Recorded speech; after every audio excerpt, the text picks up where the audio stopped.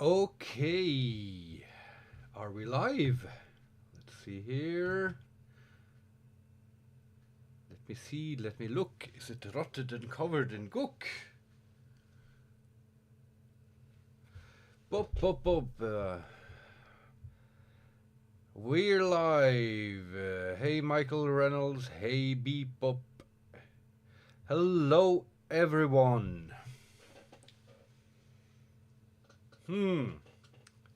Thought I had some additional light here, but it went out. The light went out, so we'll be sitting in comparative darkness. Okay, so it's been a while since we've had one of these not drawing streams, learning how to draw streams. And we'll just pick up and continue from where we started, or where we stopped last time. Hello, everyone. So, what I'm doing in these streams is simply going through Bridgman's Complete Guide to Drawing from Life, because it's kind of a difficult book, and I've gone through it many times, and I like going through it once in a while to understand a little bit more. If you want to know why it's a difficult book and how it was written, that's a fun story, and I think I tell that story in the first 2 episodes. You can still watch this episode and then go back and rewatch the earlier ones if you want to follow along. Poo Poo Day! Happy to be here. Poo Poo. So, last time we ended on rhythm and tried to understand what Bridgman means by the rhythm of the art. And we'll probably get a little bit back to that. But now, in a plot twist, we're going into twisting and turning. Okay? So first, I'll just start by reading. Yeah, we'll read this whole page, and then we will be drawing some of the sketches in order to figure out what it means and how we can use it in our art.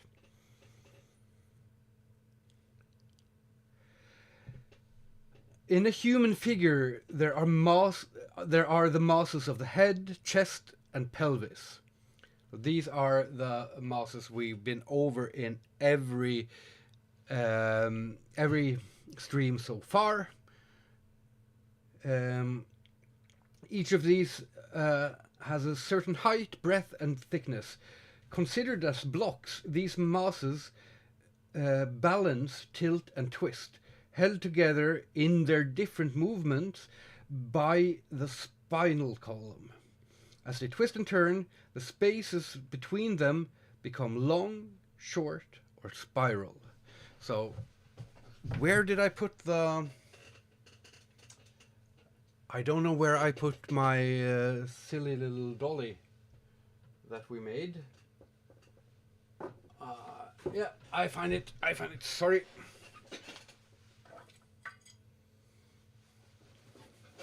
So, here is our beautiful little doll, and as you can see, if we start twisting these in different directions, then basically all we're going to be drawing is what happens here. It squeezes together here, and it stretches and becomes long here. Okay? Today you're like a new teacher in Hogwarts giving online class. Yes, definitely. No. Calling all who are British. Okay. Let's read on. We might liken these movements and spaces between the masses or blocks to an accordion when it's being played. Here we have an angular viral active side and the result of forcing the ends or forms towards each other, and by this action compressing and bringing together on the active side. The pleats of the accordion, the opposite. Now I'm fumbling the reading. Sorry about that.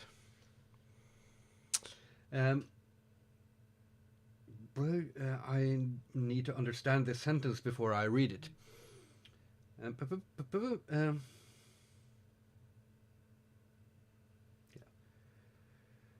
By this action compressing and bringing together on the active side the pleats of the accordion, the opposite or inflated side describing the gentle inert curve. So basically, if you have an accordion, once one side goes together, the other side opens up, sort of.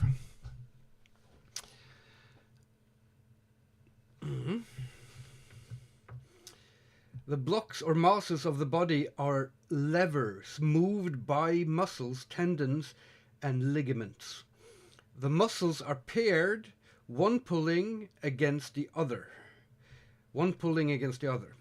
Like two men using a crosscut saw, the pulling muscle is swollen and taut. The companion is flabby and inert. When two or more forms, such as the chest and the pelvis, are drawn violently together, with cords and muscles tense on the active side, the inert, passive mass opposite must follow.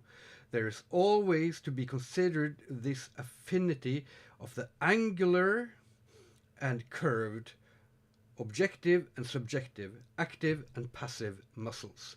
Their association is inevitable in every living thing. Between them, in the twisting and bendings of the body, there is harmony of movement, a subtle continuity of form, ever-changing and elusive. That is the very essence of motion. So this is we've gone through this a few times, but it's one of the problems with Bridgman's text is that it gets a little bit too heady, and what he is really trying to say is it's not an exact thing in nature. It's not like if I bend the finger like this, the tendons draw the finger to curl.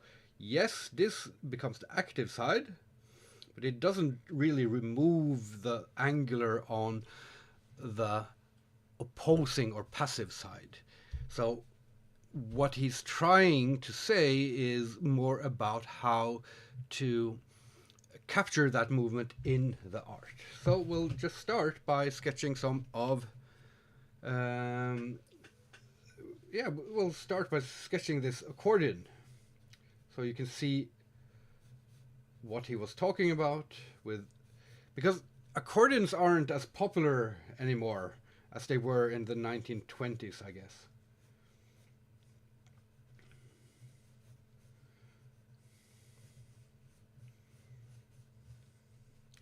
So this is our accordion, and if you start drawing a chest, for instance, upon that, then you see here comes the squeezed sides, and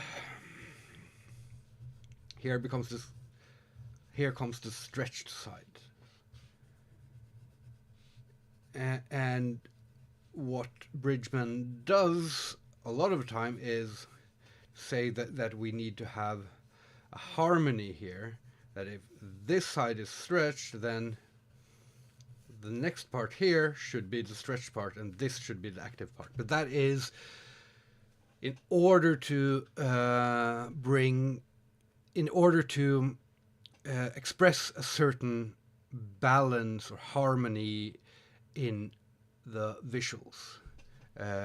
It's not necessarily how the body actually works.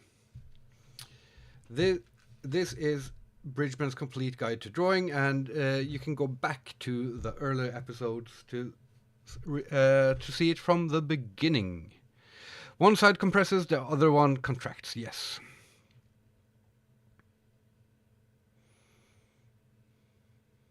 Okay. Now we'll try to apply a little bit of what he talked about here in these sketches, and we'll start by drawing our little blocky figure. Now that, just to make sure this point isn't lost, I don't draw a blocky figure, for instance, when I do my ink drawings, and I don't really draw a blocky figure at the base of my art, but I still sort of think about that blocky figure, and that's a very easy way to conceptualize the angles of the body.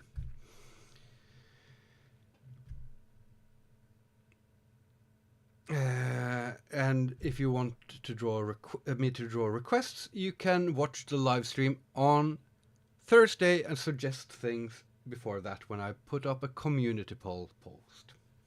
Okay, let's try to copy this one.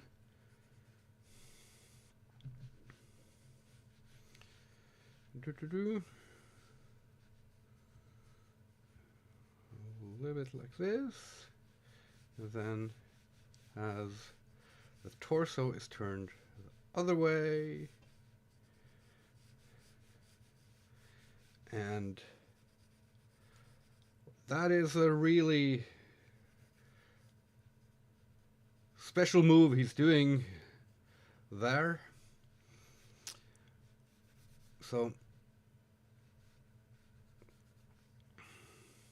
this means these two sides are towards us, these two sides are towards us, and these two sides are towards us. That means you get an active side down here where a lot of compression is going on.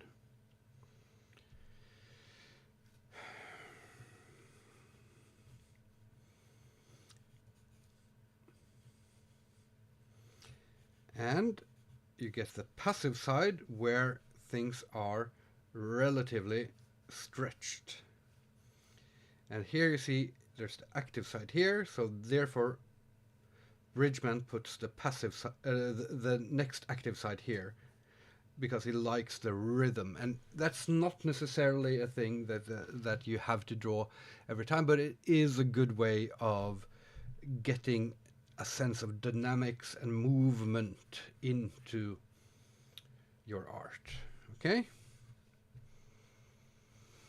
Speaking of polls, I'm very excited for Monday, Tuesday. Yeah. So I will be putting up the next poll for the next draw what stream on probably tomorrow or Tuesday. But you know, sometimes things. I'm one person doing most of everything here alone. And speaking of which, if you want to support me in what I do, so I can do more of these tutorials or more art learning stuff or more drawing for drawing requests or more of everything, then please consider becoming a channel member. Consider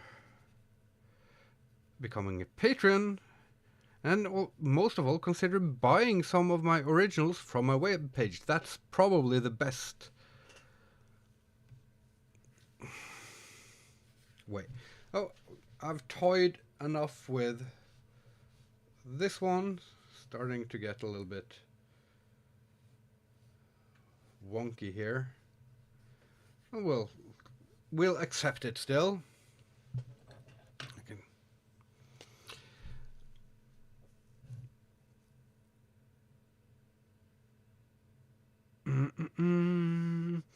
It's especially present when you have a bend on top of a bend. I don't know what that comment was in referral to. I'll just use this to sort of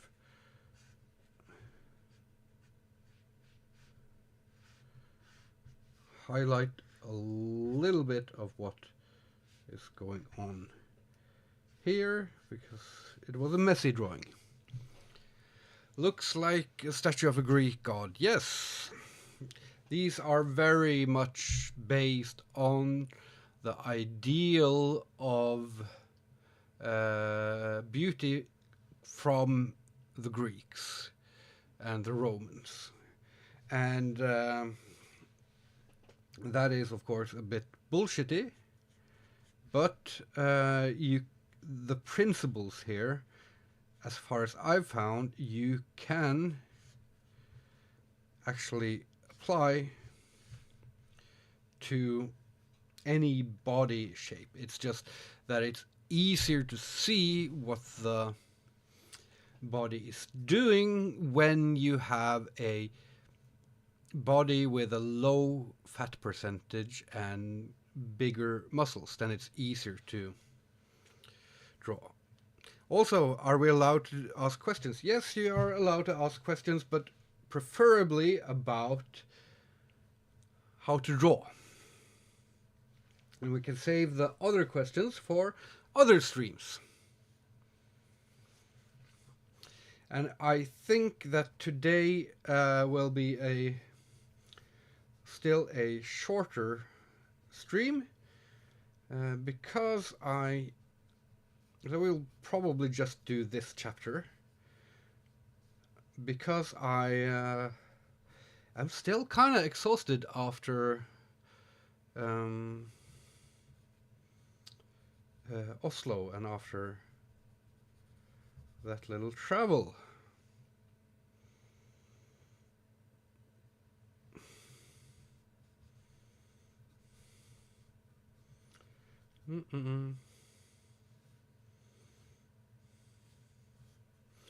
Okay, so now we have the basics here, and we see that it compresses here, and it stretches more here, and we can do the same at every part. Compresses here, so therefore it must stretch there, and stretches there, so it must compress there. Action and inaction.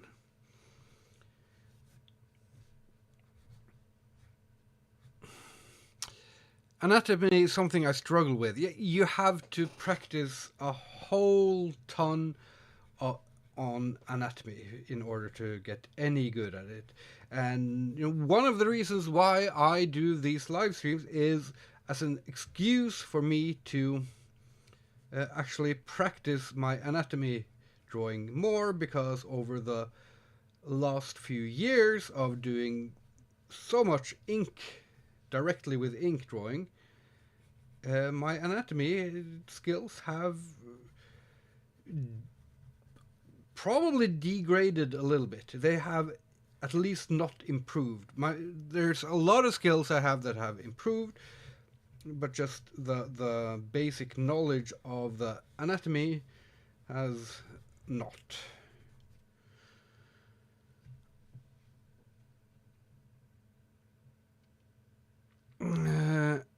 Do you find it more difficult to draw a gender over the other? Yeah, for me, I find it easiest to draw masculine presenting bodies. I'm sort of, I was reared on superhero comics and all of that jazz, so that's what I'm most comfortable with. And I've never been that interested in drawing women. What's your favorite anatomy pose? Ooh. I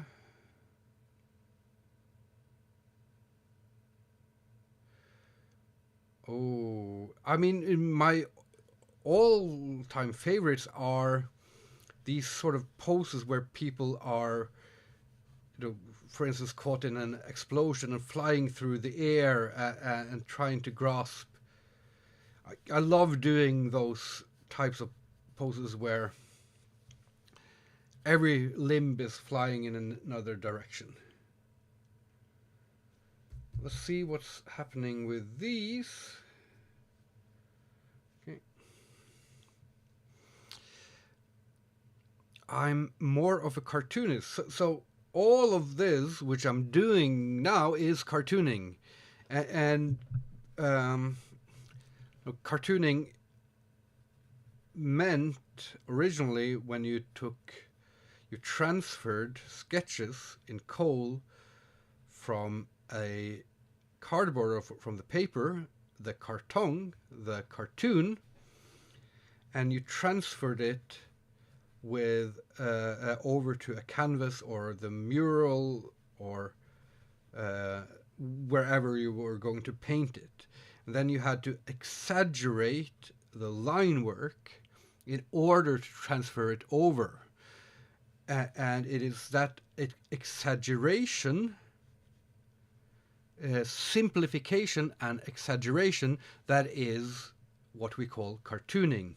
So even though this is relatively speaking it is on the more realistic end, this is an example of cartooning. These are cartooning skills, and everything here can just as well be transferred over to more little feet cartoons, as they were called at the time.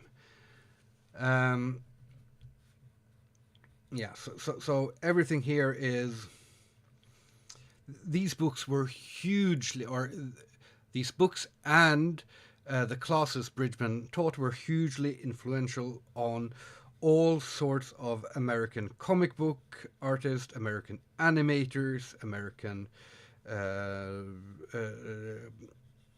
concept designers, etc., etc.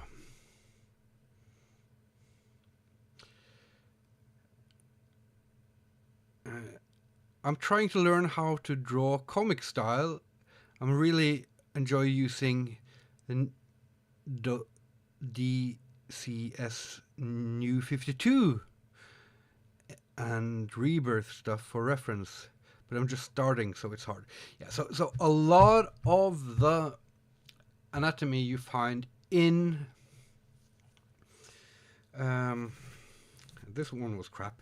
A lot of the anatomy you find in DC comic books are things that ultimately go back to teachers like Bridgman.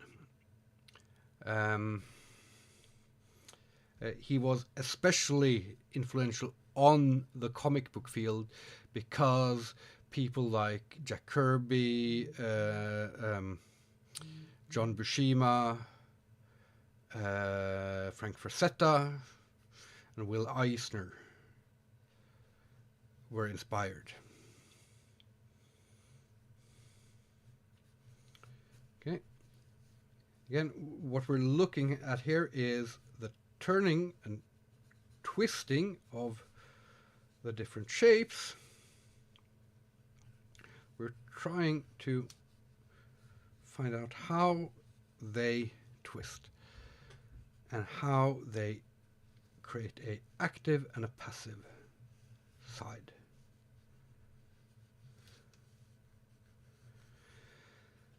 But I'm noticing I'm dead tired today. So sorry if not everything is up to spec. We're just trying. And that's the thing. That's one of the things that I want people to realize, is that, for instance, if you think you have this thing called an art block or creative block, you can still do stuff like this. And even on the days where your drawings suck and you're not pleased with everything, you're still learning a little bit. Maybe you're learning a lot. It's not necessarily so that you learn the most from doing good work. You learn from your mistakes as well, and from struggling. And this also has the added benefit of making you ready for when your creative block stops. Grant Morrison's Invisibles is another I use for conceptual ideas, but anatomy, I go straight for Kirby. You shouldn't go for Kirby when it comes to anatomy. He is, first of all, Kirby was never incredibly gifted as purely as an artist. He always had a wonky style because he was always...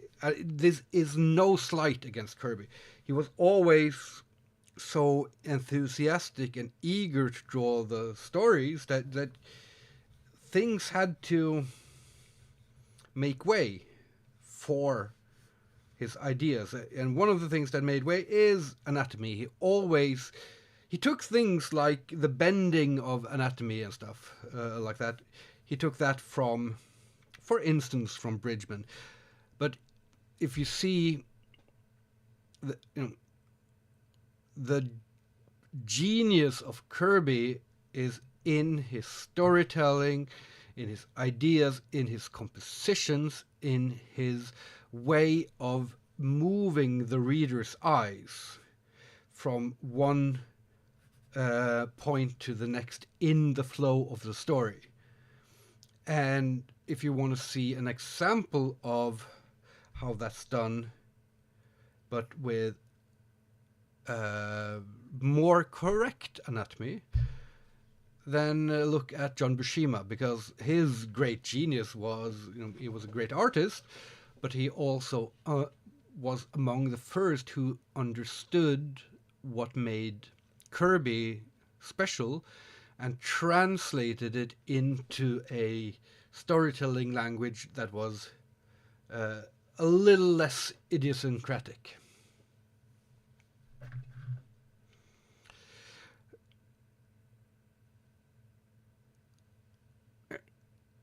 Yeah, I'm bad, so I like how simple his shapes were. Yeah, but the thing is, especially if you are early in your anatomy journey, you will develop your own mistakes. No problem. We all develop our own mistakes and idiosyncrasies. Even people like John Buscema or Frank Frazetta or other who had a real mastery of anatomy beyond what I've ever had, they still have their idiosyncrasies. They still have their weird little stuff. And Kirby has... what makes his art great is that he has so much of those idiosyncratic things. But if you work of Kirby when you are a developing artist, you will... how can I... okay, I can perhaps try to show you. Let's say we're done with this page, and I can try to show you. Let's say Kirby, I'm going to draw... let's say we're drawing a fist like this. Okay, I'll hold it up against the camera like that, and if we draw it realistically, I'm going to just do this very quick. We see that the, the fingers are sort of going towards each other, and we can see a little bit of the bend here, and we see how um, the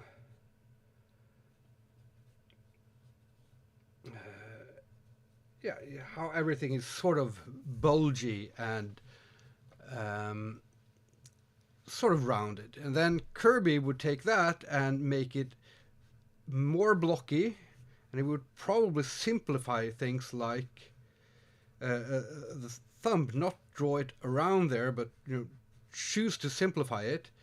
And it still worked because it still was based on his observations of things, and he was notorious for not using reference for anything. So it one of the reasons why his work is a little bit wonky. But if you take this sketch and make that, and then you take that sketch and you base yourself on that, then you will start adding mistakes to it.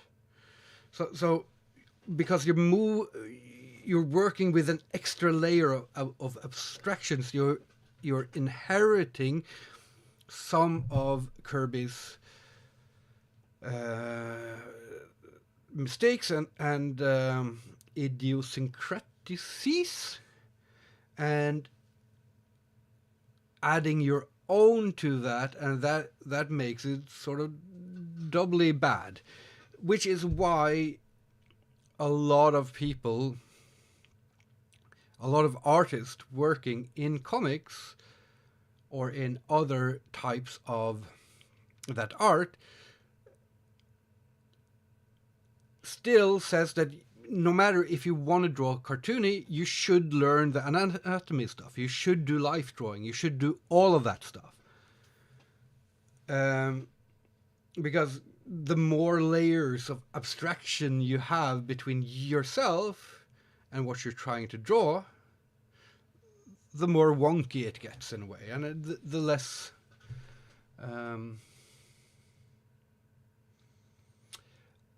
unique it becomes.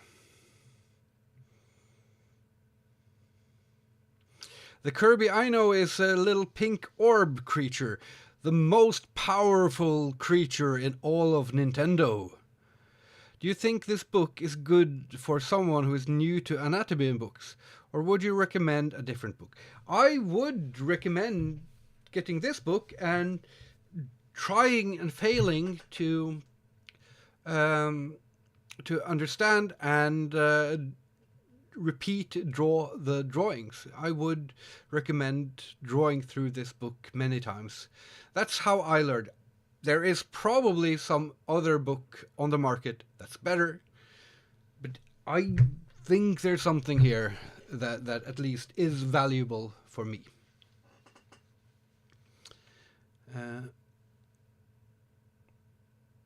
Who's your favorite philosopher? That's not an art question. I don't know if I have a favorite philosopher. I don't really read. Period. I don't read much philosophy. Okay, let's do some of these examples. Here, oh my god. Let's try to figure out these first. And when you copy things from this book, you can copy them very loose because they are very loose drawings, or you can try to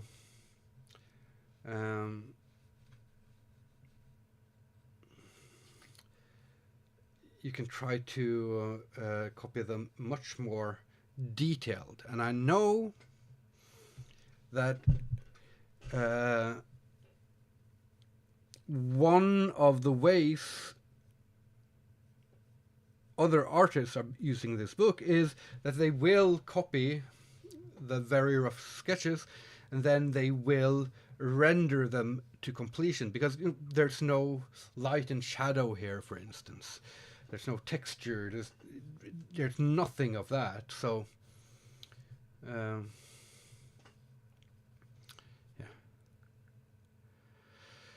What's your opinion on the fascinating anatomy of creatures in Bloodborne? I haven't played it enough. I never could get past Father Gascoigne. That's bothered me for a long time. In terms of from soft games, they do have a lot of weirdness, an anatomical weirdness in them. And for instance, if you get some of the art books for FromSoft, you will see that the style is very much based on sort of a almost generic and kind of loose manga take on Western fantasy, and the concept artists they are not among the concept artists that put the most detail and accuracy and refinement into things like anatomy, but they more than make up for it with their imagination, and you can see how many different variations of each character or monster they go through, and how they play around with the different costumes and drawing the layers of the costumes and all of that jazz. It's really fascinating. What do you think of the Mother Earthbound series? I haven't played them, so I don't think anything of them. Okay, so the purpose of this pair... Oh, thank you, the Caffeinated. Thanks for all the great shorts. Glad to catch you live. Glad you caught me live. Thank you so much for the super chat. Super chats are very, very appreciated. We're trying to get the financials to... to not have to worry about other things than drawing and making good stuff, and to also be able to expand our business so I can do more. And anything helps. I mean, super chats, buying from the website, memberships, all of that helps more than you can ever know. Thank you so much. So basically what's happening between these is showing one straight position and one slightly turned. Okay, so we'll start by doing, very basic straight position.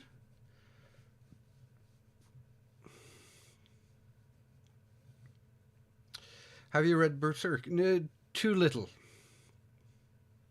I probably read the first book or so back many years ago when it was still new. I don't read much. I don't read much comics anymore or manga.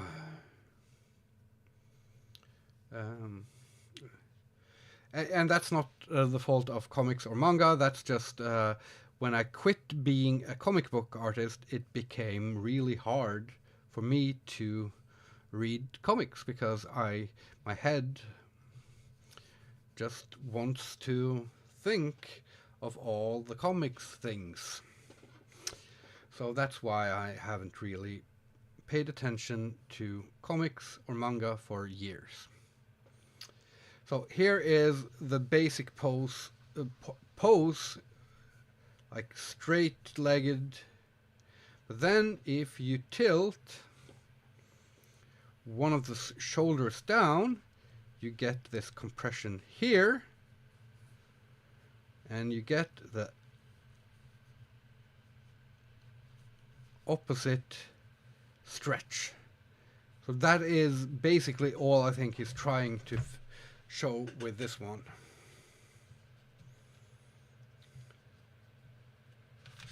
Okay. And then we'll jump over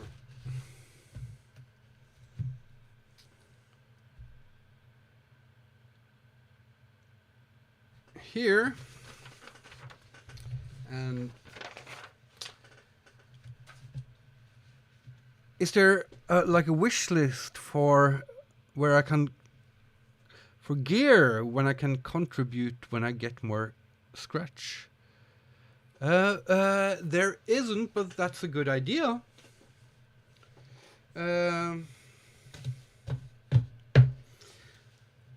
But right now, the very best way to support is buying originals, but they are a lot more expensive, of course, than the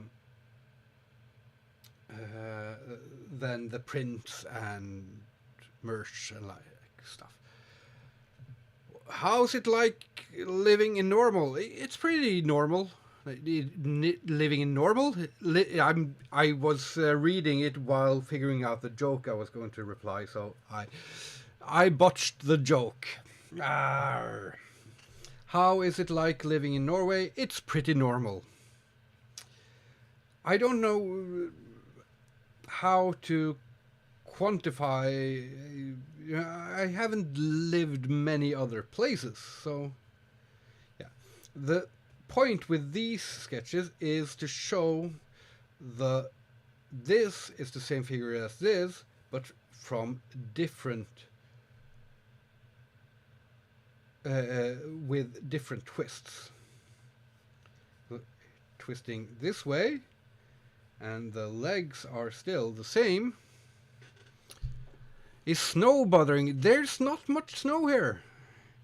That's why.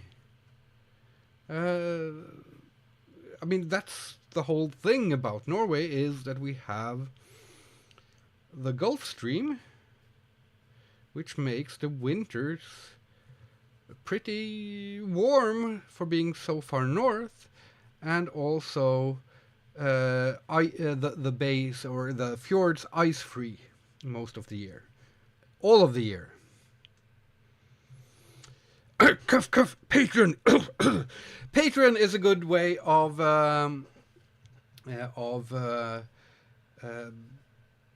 supporting, as my lovely moderator and patron, I think, non-crazy crazy cat lady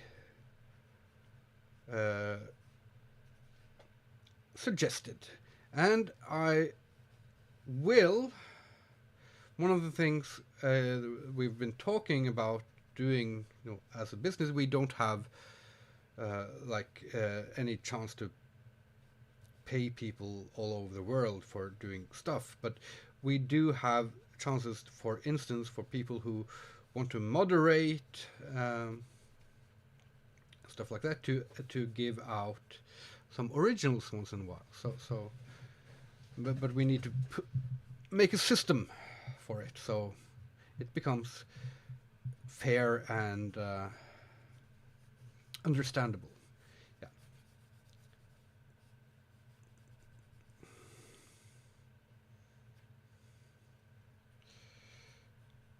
So this is pose number 1, and then when he twists, then this goes further back, and you get a. And this was hard to do. It would be easier to do if I found my eraser, but I'm not finding it today.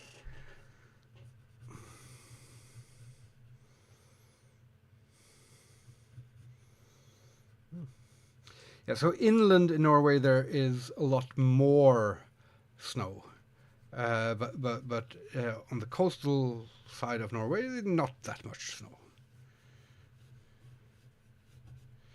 Yeah. Okay. I just made a mess out of trying to explain these drawings. And we're just about... Oh, we have a lot more.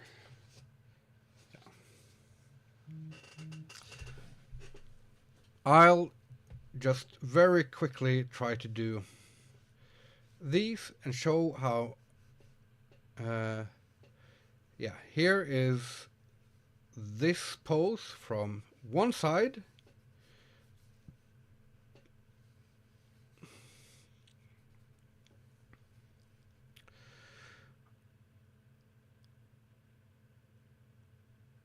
Okay, so I'm going to answer a question which I don't know if I should, because it seems like a troll comment because of the name Panty Sniffer 69. That's not a good name to have on the internet, young man. Did Nissa steal my eraser? But I'm going to answer... Yes, Nissa stole it. I'm going to answer the question seriously still. Because... why were you diagnosed with bipolar? I have these mood swings that go over months. And that's what you call... They have such a pattern that you call bipolar.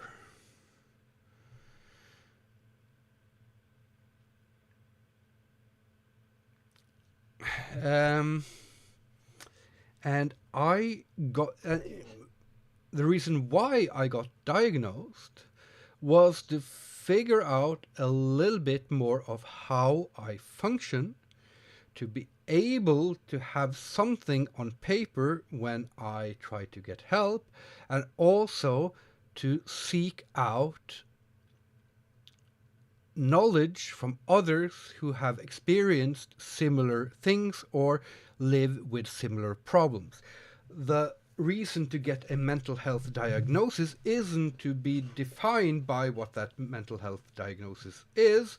It isn't to say, I'm bipolar and there's nothing you can do about it. It is to better get help for whatever's making your life hard.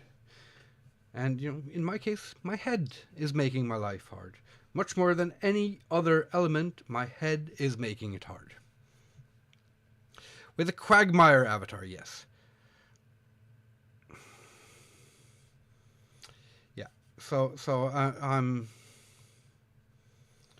90% certain, 95, 99% certain. Okay, these two are just trying to show the same pose from different sides.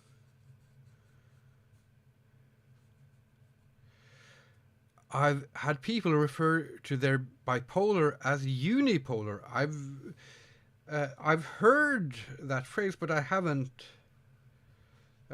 Is that unipolar is when it is mostly a depression, right? Or mostly one of the two states. And for me, yeah, my bipolar would probably be unipolar.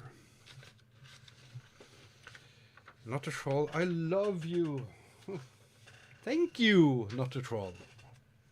Mental health is just as if not more important than physical health. And physical health is a really, really important part of mental health. That's one of the things that get overlooked. And physical health is a really important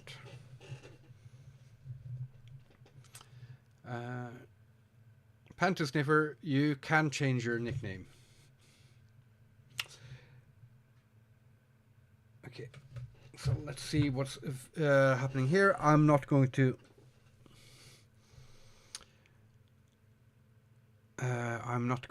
engage more there.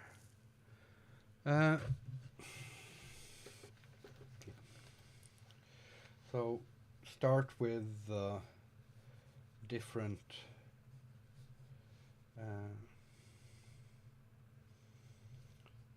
solids, and then how everything connects.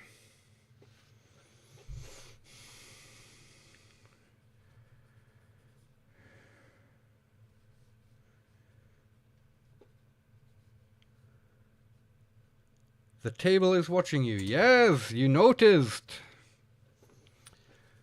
These googly eyes, I absolutely love them. And they're also really good for illustrating how to come up with ink monsters. Because you can just make ink blot and then put an eye on it and it'll be an ink monster. It was to refer to bipolar more accurately to their experience. It's a way for them saying that during their bipolar episode they can only focus on that one emotion. Okay, so that's very different from me. Because I both in my high periods I still have depression, and in my low periods I still have capacity for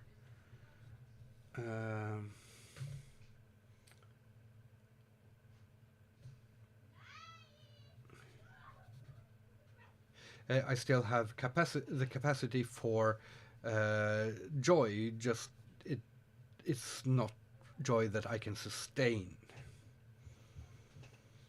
Okay. This here is just showing different movements in the pose. But you know what? I noticed that I'm so tired that I will quit the drawing here and we'll continue next week and just do the rest of them as some warm-up sketches. So then I can answer a few of your questions before I end the stream, okay? How does that sound?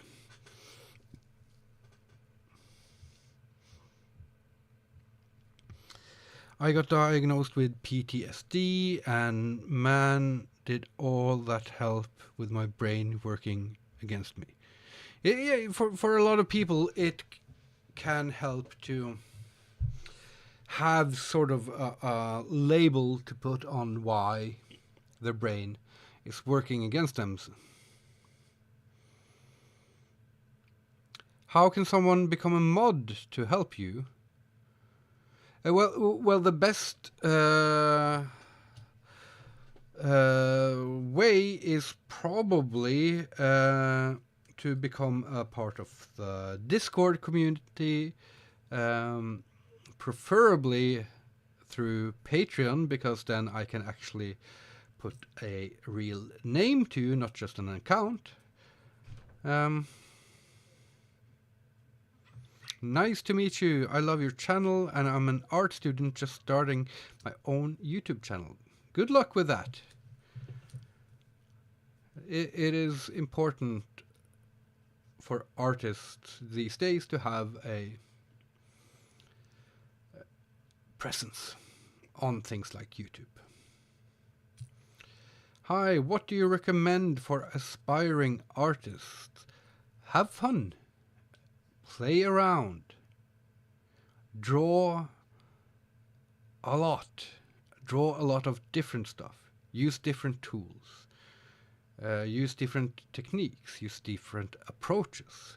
Have fun. Play around. When you find something you want to learn more about that. Take courses. Read books. Study. Maybe it's for you. Maybe it's not. Move on and find something else that's fun. Play around. Play is a vital part of learning art.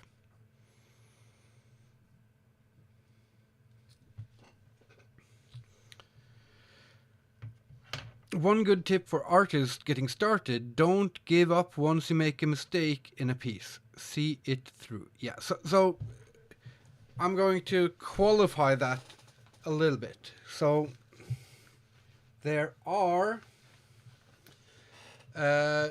two types of things that beginner artists often do, and both of them are sort of to protect themselves.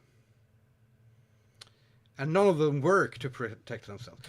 But one of them is that some beginner artists think that every time they put hand to paper or pencil to paper, they have to draw a complete image with every detail represented and sign it, and it's a complete work.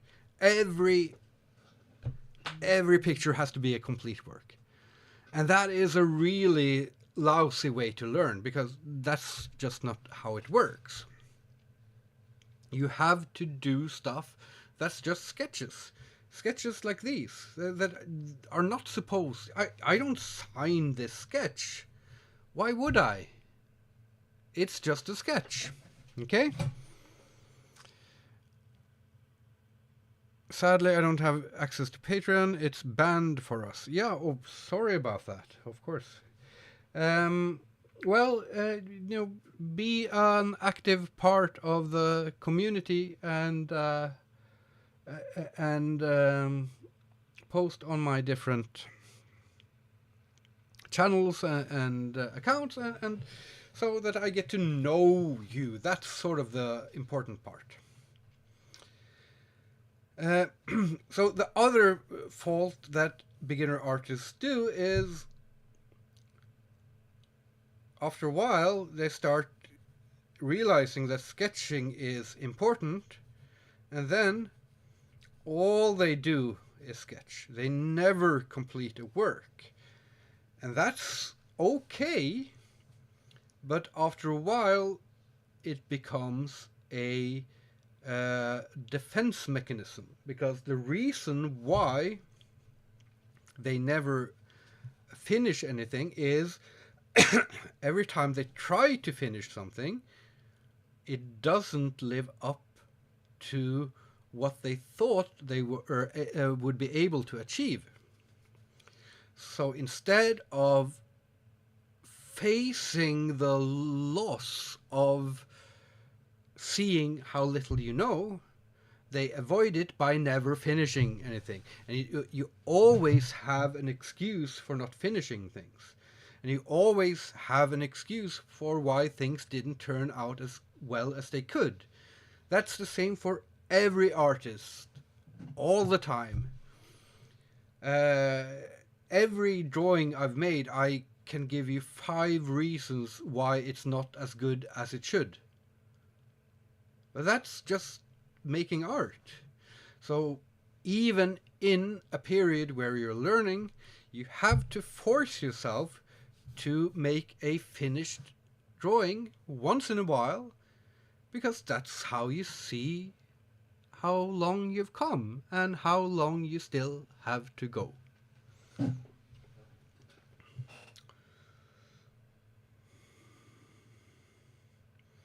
I've done that many times. I've stopped that more recently. It helped a lot, even when I did finish stuff, or I come back to sketches if I want to finish stuff. Yeah. I've had this latter issue with 3D modeling for like 2 years before I learned to just go through with it. Yeah, you have to go through and make finished things that are suboptimal. And after a while, they will get better. Now I'm noticing that yeah, I need to end this live. Thank you so much for sticking with me.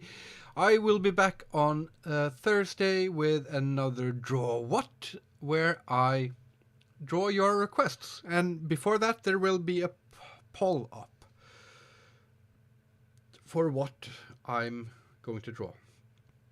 One of the suggestions on the poll will be Loch Ness Monster. Not Loch Ness, Loch Ness Monster.